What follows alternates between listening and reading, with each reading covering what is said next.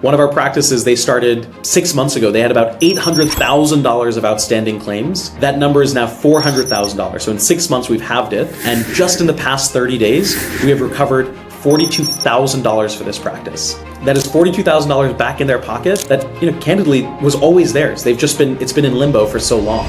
Hello, everybody, and welcome to another episode of the Raving Patients Podcast. As you know, I'm your host, Dr. Len Tao. As I begin all of these episodes, I always want to thank the sponsors who make this possible, allowing me to come to your inbox every single Friday at 5 a.m. Eastern Standard Time with a new episode. Those sponsors are both Dental Intelligence and CallRail, so please check them out, and I'll always thank them for their support. I also want to remind everybody about my event, which is just in about 6 weeks from now in Fort Lauderdale, Supercharge Your Dental Practice 2025 at Pier 66. It's getting close. We got a ton of people signing up, and you do not want to miss this event. The latest and greatest is I just rented a 120-foot yacht that we will have a Friday evening event on right next to the hotel that will take us out on the water. So you do not want to miss Supercharge Your Dental Practice. You can go to superchargeyourdentalpractice.com and you can save $100 on your registration. You want to use the code RAVING, R-A-V-I-N-G. So today's episode is one that unfortunately I had to re-record. So we're re-recording this. We filmed a great one the first time. How do you automate dental billing with AI? It's with Shreyas Parab from Daydream, which is a new AI company that I'm excited to talk about. I was excited after we had the episode. Unfortunately, there were some technical difficulties, and we need to re-record. So I'm a little disappointed, but hey, you never know what's going to come out of this episode now. So I want to read Shreyas's bio. He actually will be a vendor at Supercharge, and he'll be on the AI panel, so I'm excited to have him there. But Shreyas is the co-founder and CEO of Daydream. He grew up working in his mom's small Medicaid practice as the IT guy, bookkeeper, and janitor. Shreyas studied biomedical computation at Stanford, where he served as senior class president and a representative on the board of trustees. His academic research focused on natural language processing and AI, which led him to co-authoring a book on the intersection of AI and law in 2019 using GPT-3. Additionally, he worked on special products for Dan Gilbert in his $30 billion family office, where he helped Dan acquire Dictionary.com and growth equity at Insight Partners, and in early stages investing at Dorm Room Fund. He's also built technology products for the Department of Defense, U.S. Marine Corps, and the state of California. He has started 2 companies in the past, one of which was acquired in his junior year of high school. So please welcome to the Raving Patients Podcast, Shreyas Parab. Shreyas, thank you so much for joining me today. Thank you so much for having me. I'm super excited. Yeah, and again, I apologize for the technical difficulties. So let's kind of jump into the content so we can learn more about what Daydream does for the dental industry. Now, if you remember, you were introduced to me by another tech guy from Avora AI. Danny introduced us. Danny will be at Supercharge. You'll be at Supercharge. You'll both be on the AI panel. And it turns out you guys were friends, so which I didn't realize, obviously. So this world is very small, basically. So let's talk about kind of how this vision of this company got started. You said you worked for your mom's practice. You did IT. You were the janitor. You were everything in the practice. So kind of how did it start, and then how did it growing up in a dental household where my dad was a dentist too, how did growing up in a dental household influence your perspective on the industry? Yeah, so I can maybe talk about when I was growing up and then what led to Daydream. So when I was growing up, again, I feel like my mom had 2 boys, me and my brother, and she thought we were free labor, and we were. And so when I was 12 years old and she started her own practice, I was there building the furniture in the waiting room. I was working the front desk. I was verifying insurance. I was doing adjustments. I was the janitor. I was fixing the Cavitron when it broke. And again, I think really what it did was instill in me this sense of responsibility of knowing why dentistry was so important to our patients. I mean, so many people overlook dental care and as a part of healthcare, but it's, many people say it's the gateway to health. Oral health is the gateway to so much other health, and I got a chance to see it. I got to meet patients, especially in the Medicaid practice, that probably were never going to go to a dentist if not for my mom. And getting to see that and watch that up close changed my life. It gave me empathy towards the patients, and most importantly, gave me empathy towards what it means to run a dental practice. Because I would watch my mom do all of this clinical work all day, only to come home to actually continue to do her job of running the practice. And that's really when I was like, man, I wish my mom had something to help her so that way she could focus on what she cared about the most, which was the patients and patient care, not on dealing with the insurance companies. And when 2 years ago, my mom, she's okay now, but she got sick. And so I went home and I started running our practice full time. That's when I realized how big of a burden dental billing was, or revenue cycle management. Because I realized if we didn't bring money into our business, we were not going to make payroll. If we didn't properly do insurance billing, then God forbid our patients would be suddenly magically responsible for these large amounts of money that they probably shouldn't be. And I was like, okay, if we can fix RCM, it feels like kind of this like root cause issue to a bunch of other problems that our practice was facing. Namely, my mom being stressed and unhappy all the time when it came to dealing with dental insurance. That makes a lot of sense. And, I still remember, my dad unfortunately passed away just over 3 years ago, but he had an office in the lower level, even though it was the basement. He liked to call it the lower level of our home, but it was the basement. And I would walk down in the basement and I would watch him do his thing just from clinical dentistry. But he would work his tush off. And we always say he was working on the business. I still remember, because it was my dad and my mom, that was it, and a dental assistant, small practice. He would be up at all hours of the night doing, there was no computers back then when I was that young. Everything was being done by hand. He was filling out the insurance forms and submitting them. It's a lot of work. Don't get me wrong. Even with the technology that we have now, it's still a lot of work for practices to do. It usually is one or maybe two individuals who handle the RCM jobs of the practice. So I truly understand where you're coming from there.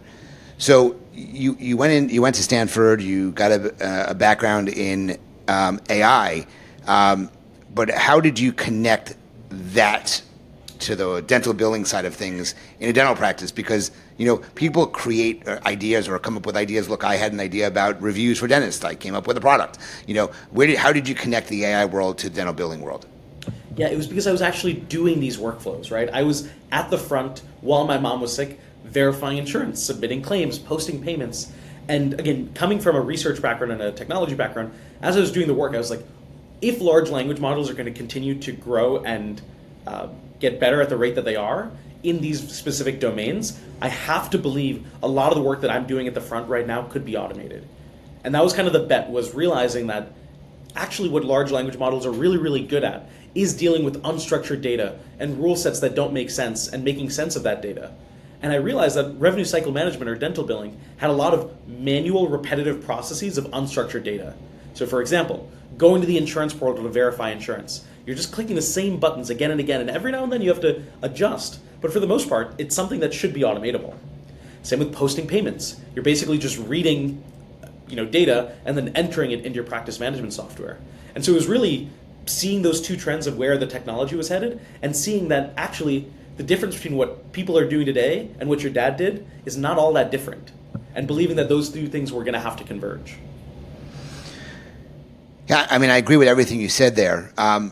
So in your opinion, why do you think that more practices are choosing to try to automate this process instead of just adding more software tools? Obviously, like you said, you can hire an individual. Yep. The individual's job is insurance. At the end of the day, you'll batch the claims, you'll submit them, you'll add attachments, you'll do whatever you need to do. Then you get if there's a problem, which ultimately there will be, you'll reach out to the insurance company, you'll file the appeal, you'll add information, you'll get paid, you'll enter the payment. Once the payment's made, the patient's going to probably owe some sort of balance potentially. You'll send a bill to the patient and have to follow up on that. That's a full-time job for somebody. So why do you think, and there's a lot of softwares that do that, okay? Every aspect, there's software there.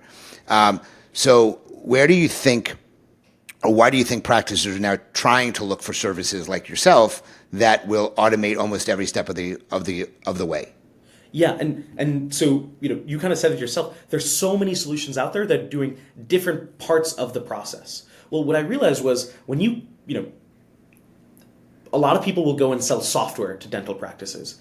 But if we look at the state of the industry right now, everybody's overwhelmed with having 4 or 5 different softwares that do 1 or 2 steps of every part of the way. And then what ends up happening is you have to train your in-house staff on how to do it. Those in-house staff may or may not turn over in 6 months to a year. And then you're left just like paying for a bunch of software, paying for staff, and not getting the result you want at the end, not getting the outcome you want. And so I realized, well, we don't actually, at Daydream, we don't sell software to the end customer. We have a digital platform that they can see and monitor our team of trained billers who have 8 years of experience working in dental billing, basically doing the work. And as a billing agency, we automate a bunch of our workflows.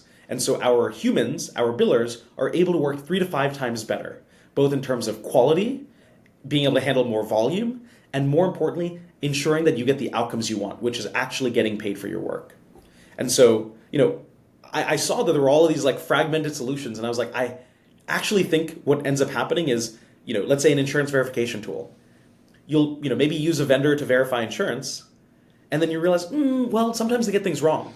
The only person who knows that is the person who's dealing with the denials at the end. And because the softwares don't talk to each other, the verification process doesn't get any better. So even if there's a mistake, there's no feedback loops. And with Daydream, what's nice is not only do you have a human who's using the software to automate their work, the data is captured from end to end. And then over time, what we start to see is more and more workflows are automated. And so, our humans are suddenly no longer doing data entry work. They're no longer calling the insurance company. We have AIs that will call the insurance company for our humans so they don't have to do it. And that just results in better outcomes for the practice and at far better rates for our customers.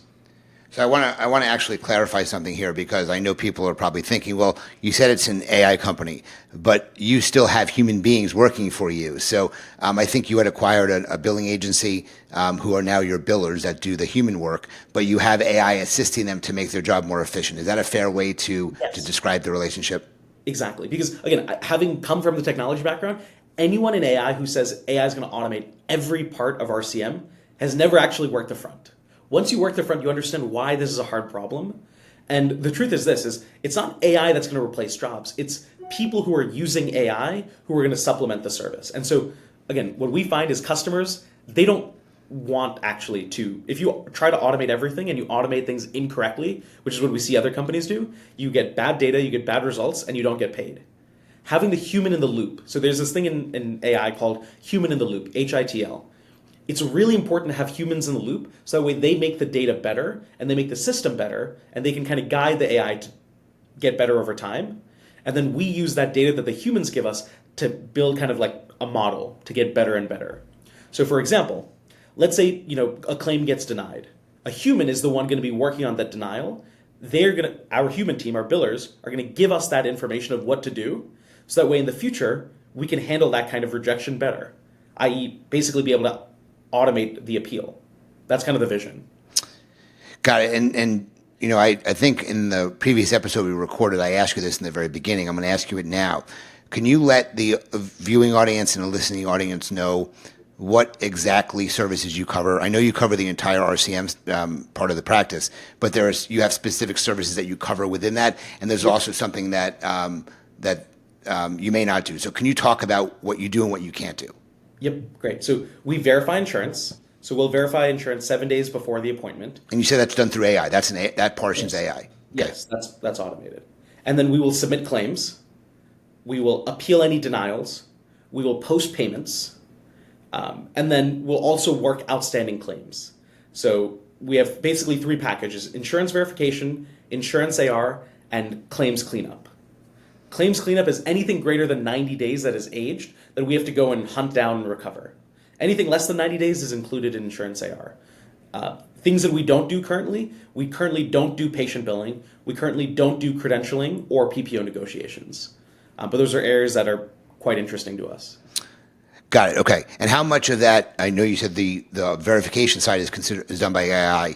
You have human billers as well. So obviously, you said AI is assisting the human billers in a lot of the things they do. But is there any other part of it that's very, very much AI driven? Yep. So a great example is for payment posting. We automated 60% of payment posting. So not only do we automatically reconcile payments from the bank account to an EOB, we digitize all the EOBs. So let's say you get paper mail, you scan it in, we digitize it for you, we reconcile it, and then we can automatically post it into your practice management software. So that saves our human team a bunch of time doing data entry. For claims cleanup, for example, every single night we check the insurance portal. So an AI agent will go check the insurance portal to see if the claim status has been changed. So instead of our human doing it, which again, they would have to do that for every claim every night or every 3 days, they don't have to do that anymore. The EOBs are automatically pulled into Daydream. For phone calls, every single month we're saving hundreds of hours from our humans having to do the phone calls because we have AIs that are calling the insurance company and asking for a claim status or for an EOB to be faxed over. So, we get far better results than if it was just a human alone. I'll give a great example. So, there's a 2-location practice in Colorado. Within 30 days of the date of service, they would only collect about 47% of their money. After Daydream, within 30 days, they're able to collect almost 82% of their money. Wow. Even better is they had a huge amount of outstanding claims. They had about $800,000 worth of AR over 90 days. In almost, I think it's 188 days, we were able to recover $400,000 for this practice. That is the power of what happens when you combine AI with good humans. A human alone, to get those kinds of results, you would have to have 5 or 6 humans, and they'd have to be working around the clock, nonstop, right? But we just get better results. Got it. So let's talk about the options a practice has available to them. They obviously can hire an employee. The employee can do everything you just described. It's tedious and takes a lot of time, very frustrating. You can hire a billing agency, okay, and there's plenty out there. I'm not going to name any names, but there's some pretty big ones in the industry, and they handle it all for you. And then you have a combination of what you do and you've added AI to the mix there. That's really the options that a practice has. Or you can hire a remote employee that works for you from a foreign country. That's another one potentially. So what do you think are the pain points that dentists have experienced with some of these billing agencies that are out there? Yeah, that's a great question. So we started it because initially I wanted a billing agency for my mom. So I went and talked to all of them because that seemed like the best solution to me, right? Which was like, okay, there are probably experts out there that know how to do this, and outsourcing is a common thing. It happened all the time. It happens all the time in medical, right? To outsource medical billing. So I was like, why isn't it happening in dental? And that's when I talked to all the billing agencies, and I realized they all ran and faced the same problems I would in-house. They were organizing everything on spreadsheets and Google Docs. I would have to email them, call them, text them. Everything would just get lost. There was no transparency and accountability. And I was like, I cannot afford to have that with my cash flow. So if you look at, let's say, the biggest billing agency in the country, that is our biggest source of customers because every single time they come to us, they're like, I've been using this company for 3 years, and I have no idea if they've done a good job or not. And every single time I do look into it, I find mistakes and I find sloppy work. There must be something better. And I'm like, yes, and that's Daydream. And the way that there's transparency is on our web platform, you can log in and see all of our work and all of our success. You can see whether we've posted claims. You can see what your outstanding claims look like. You can see us doing the work. And so there should be, really a high bar of transparency and accountability is our customers can see if we're doing a good job every morning. With the other billing agencies, you have no idea until you run a report and you're like, oh my God, how is it possible that I'm somehow in a worse place than when I started with these guys? And so I think that's the biggest one is just the transparency and accountability. And the reason we're able to do higher quality work is because we've automated it. A lot of these billing agencies, they're just running into the same human errors that anyone would, right? Like when they're posting payments, they get sloppy, they make typos. If you automate that, and you automate 50 or 60% of it, the human has far less to actually do. That makes a lot of sense. So someone's listening to this podcast or, watching some shorts and they say, this is interesting. How do they know they're a good candidate to use your services? Or what can they see? Or how do they realize that the billing practices that they're currently doing are insufficient for their practice, I guess would be a great way of asking that question. Yeah. So a lot of customers come to us have a couple of characteristics.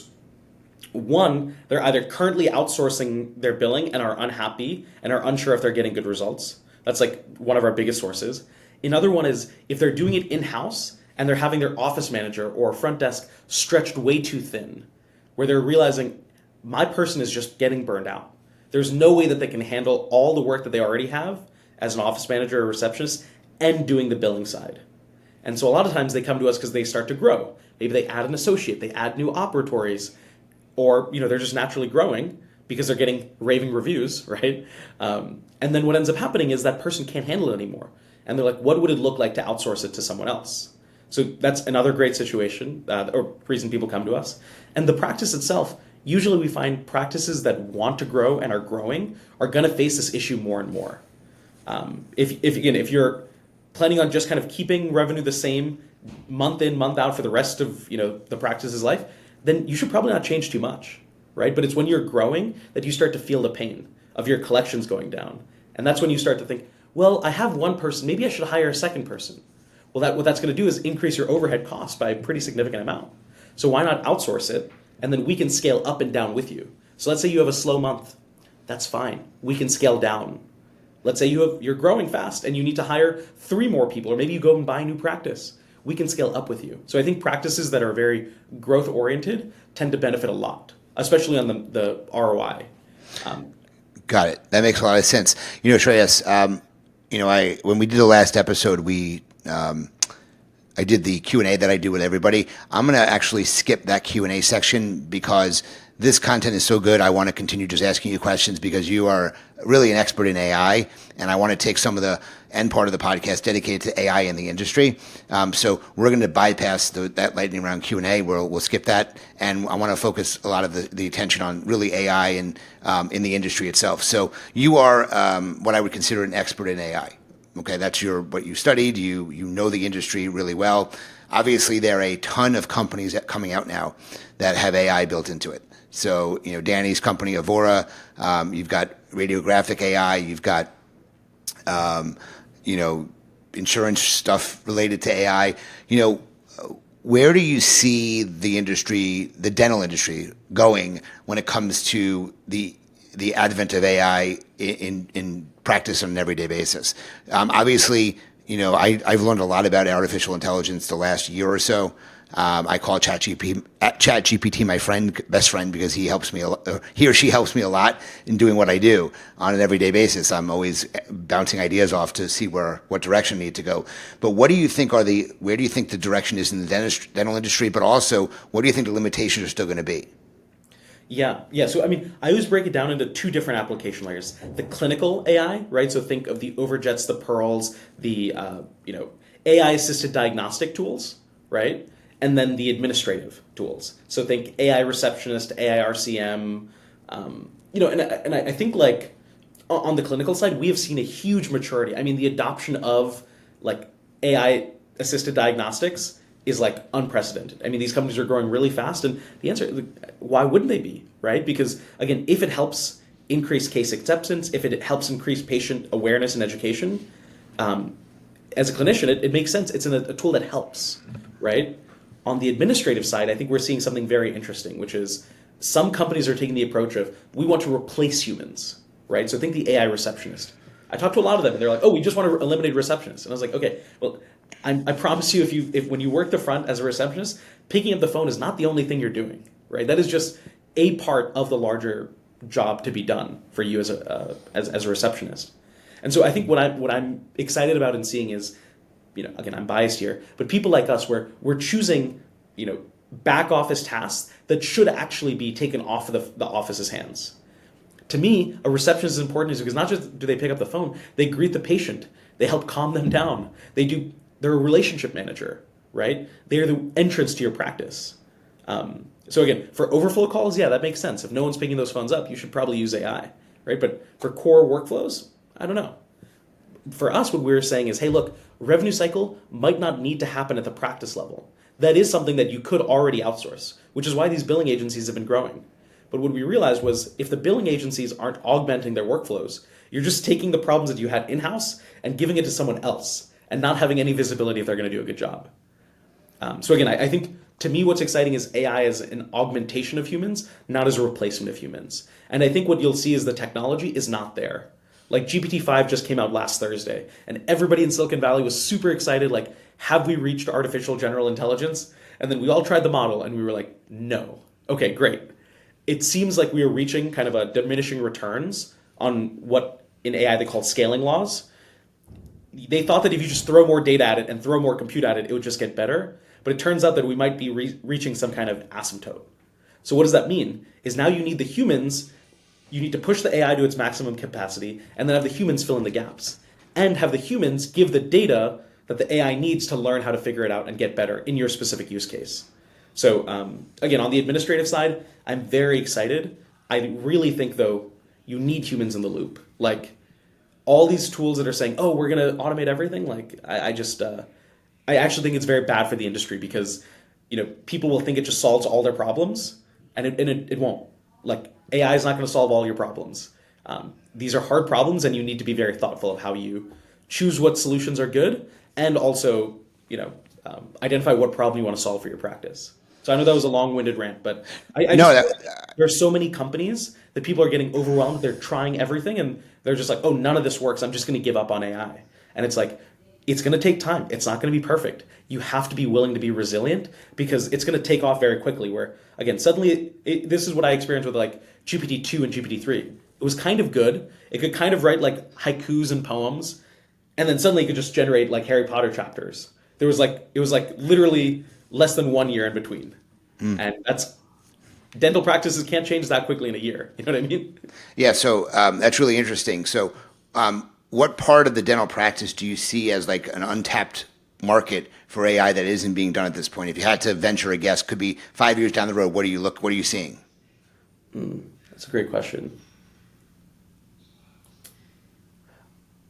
I mean, outside of RCM, because again, I'm very biased because all I think about is revenue cycle management. Yeah, sure. But I really think the, patient education and patient communication about their health, we see this in medical where people are going to ChatGPT and uploading like their blood lab results, and getting, talking to that and figuring out, hey, what should I talk about with my clinician? I really think we're going to start seeing a shift where more and more of the patient education and like personalized part of healthcare is going to go towards the patient, towards the consumer. And I think what I'm excited to see is where, again, suddenly dentists are able to almost have like chatbots that they give to their patients to educate them. Like, hey, why do you need a deep cleaning? Think about how much time is spent in a practice explaining why you need a deep cleaning versus just a normal cleaning. You're paying that hygienist, God knows, $1,000 an hour or some ridiculous amount, respectfully, to explain this difference. And you're like, no, I want you to do that at home. And I think I haven't really seen great tools that put the power of AI in the hands of the patient so that way they can come to the doctor with more informed opinions. Right now on the clinical side, you have the dentist is the one doing the x-ray and then showing the, overjet or Vidya, annotations. And I think soon we'll see it in the patient's hands, which is exciting, is the patient will just say, give me my x-ray and I want to dig into it. Or, hey, give me my 3D or intraoral image, and I just want to talk to it and figure out like what exactly is going wrong. That's exciting to me because patients should be more involved in their healthcare journey, and I think that's what AI could allow, is for everyone to have a personal doctor in their pocket. You actually mentioned the patient communication side, which I'm actually very familiar with. And there's no AI, as far as I know, in that space. You would think that an AI could help with patient communication, and I don't see it being implemented yet. So there's got to be something in the way there.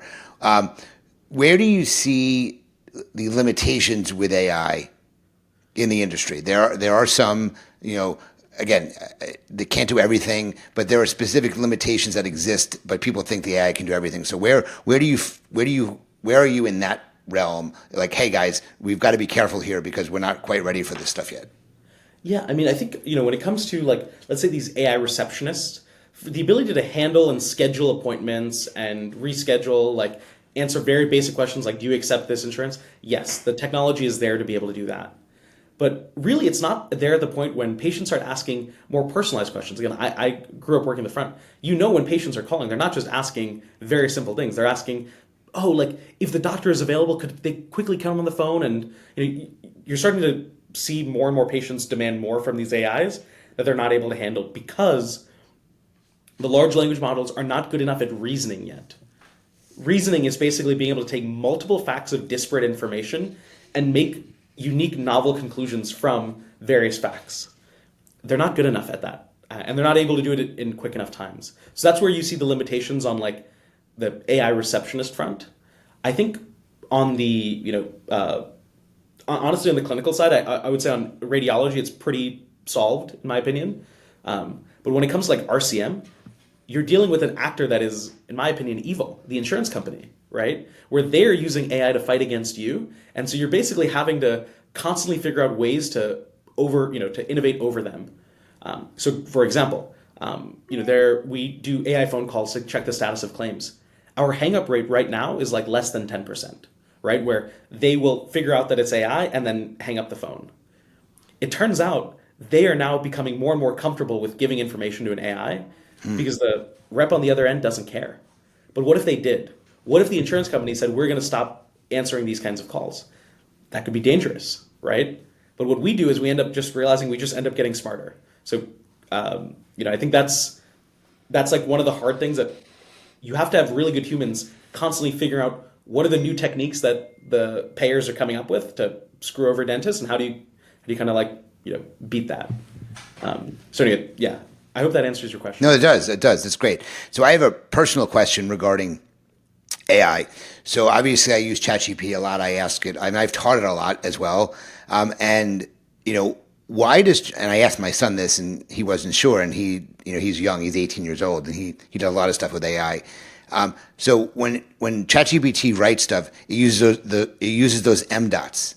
Okay, M dash, it's the M dash, the double dashes. So I asked it to not use that. I said, don't put it in. I don't want to see it. But what is the reason what's the reason they think to use that, or they use that when they're writing stuff? Yeah, that's a great question. And again, it actually leads to the core limitation is, what you're doing as a large language model is you're predicting, you're making guesses on what you think the human wants, or what what you think the output should be. And a lot of that bias comes from the training set. Is when OpenAI, or let's say any of these other companies, go out and scoured the internet, they pulled all of this data and trained on this data. And it turns out that data had an overrepresentation of using M dashes.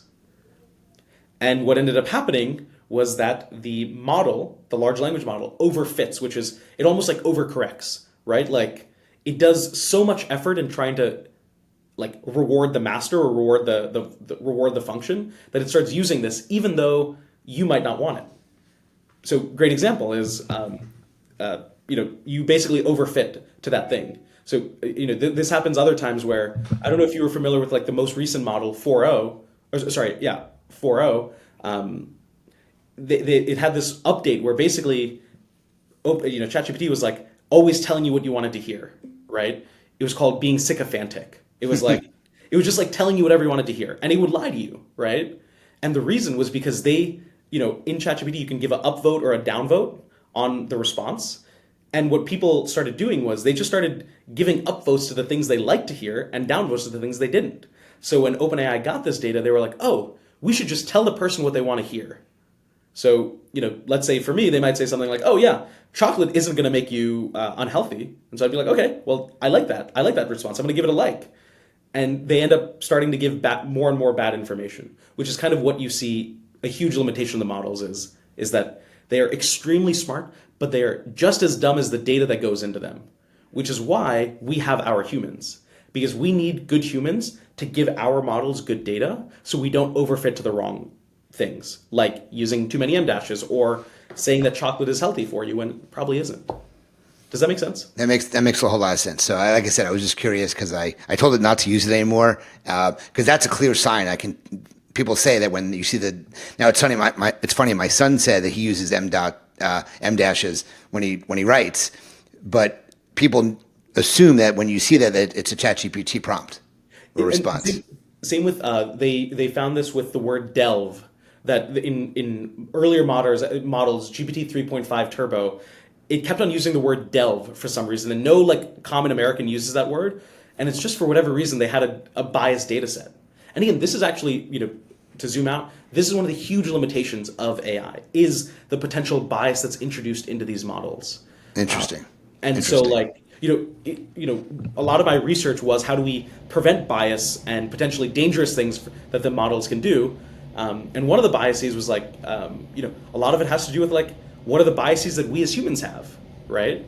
And so this happens all the time now with clinical AI, where you end up not being able to give good diagnostics because maybe the patient doesn't fit the certain criteria of the training set that it was trained on. So like, let's say it was trained on a bunch of people who lived in, Menlo Park, a very wealthy zip code, and of course they had very healthy teeth. It's going to be very different than if you were to try to diagnose that on where I grew up in Philadelphia. Like, very different populations, different diagnostic, variables that you can't account for. Which, anyway, so that's a whole can of worms, which we could nerd out about later. Got it. So we are running close on time. So I hope people, after listening to this podcast, want to learn more about what Daydream can do for them. So can you let people know how they can contact you, how they can reach out, learn more, see a demo? What's the best way for them to find out more about what you guys do? Yeah, the best way is just to go to daydream.dental and schedule a demo with us. Again, like we've been getting a lot of interest from across the country, and what we continually see is, even if you think RCM could be better, even if you're so like, I've seen it all, and just schedule a demo with us. Let us show it to you. Let us show you the results, and let us learn more about your practice, because I'm always the first one to tell potential customers, hey, we might not be a good fit for you. Like, I was just talking to a dentist this morning, and I was like, actually, don't change a thing. Your cost of doing this is very low. You are getting good results. Don't change a thing. My whole life, I've watched my mom being sold to by people who don't understand the problems, promising her the world. That is not what I want us to do, right? I want us to actually come in and say, hey, we can actually help your practice. And if we can't, we send you on your merry way. And all at the very end, my hope is that after 30 minutes, we at least get a chance to show you what's possible with technology and encourage you to explore where else it could be useful. Because again, it's the world's going to change much faster than we as humans can adapt to it. So we just always have to keep on pushing. So, I see Daydream mentioned a lot in Facebook groups because you sent out a package to dental practices. I think it was a vault or a safe or something. Yeah. And so it was really neat. So you may recognize the name because of what they did. So can you just briefly talk about this for a second? Yeah, this was definitely one of our more bold marketing stunts. Basically, at a dental practice, when you have outstanding receivables held by insurance companies, it's like literally your money is locked by someone else. And so what we realized was like, Daydream could help you unlock it.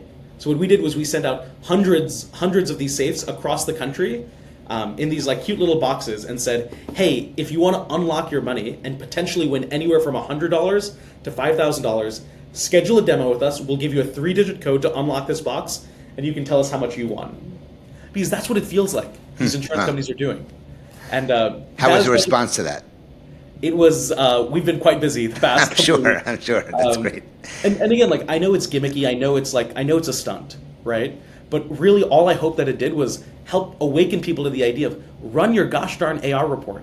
And if your 90 plus day is not zero, that is your money locked up by someone else. And I promise you, your money is far better in your pockets than someone else's. And we at Daydream can help you recover it. That is all we think about all day. That is like why I wake up every morning. That's what I want to do for people like my mom. That's what I want to do for all of our customers, right? Is like, just, this is your money. Like, I've seen so many dental practices across the country now that are struggling to meet payroll, struggling to just, after all these years, some of them still feel like they can't make it, that they can't take a vacation.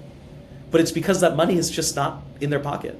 And so anyway, I obviously very personally passionate about it. But again, that was great. It is definitely gimmicky, and again, but we got very good results. And again, we're probably do more creative stuff like this because why not? Hey, people talk about it. That's what you want. You want people to talk about it. So, well, guys, if you liked this episode and you want to learn more, please reach out to Daydream. I would love for them to just let them know that they heard about it on my podcast. So mention Raving Patients Podcast or my name when you reach out to them. That would be helpful. This was amazing. We're way over time. I don't know the last time I had a podcast. It's almost 40 minutes long. But like I said, I eliminated a section. This was really. I was actually looking forward to speaking to you for a second time, even though the first one didn't work out. So this was great. But please reach out if you're interested in learning more. Don't forget about my sponsors, both Dental Intelligence and CallRail, for their support. And again, my event, Supercharge Your Dental Practice, 6 weeks from now. You can come meet Shreyas in person. He'll be there. It's in Fort Lauderdale at Pier 66. You can go to superchargeyourdentalpractice.com and use the code RAVING to save $100 on your registration.